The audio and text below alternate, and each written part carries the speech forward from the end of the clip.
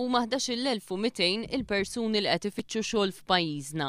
L-aħħar Labour Force Survey li kienu ppubblikat il-ħamis mill-Uffiċċju Nazzjonali tal-Istatistika juri li l-ikbar numru minnhom 3,864 huma żgħażagħ ta' taħt il-25 sena.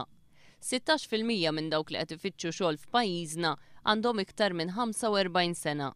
Kważi nofs dawk kollha li qed ifittxu xogħol ilhom jagħmlu dan għal sena jew iktar. Matul l-aħħar sena żdiedu dawk li ilhom inqas minn 5 xhur ifittxu xogħol. Żdiedu wkoll dawk li għandhom part-time job bħala l-impjieg ewlieni tagħhom.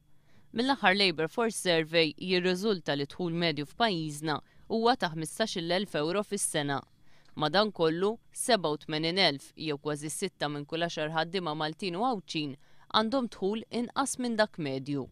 Ma' 42,000 ħaddiema għandhom paga li hija ma' 3,500 euro inqas mill-paga medja.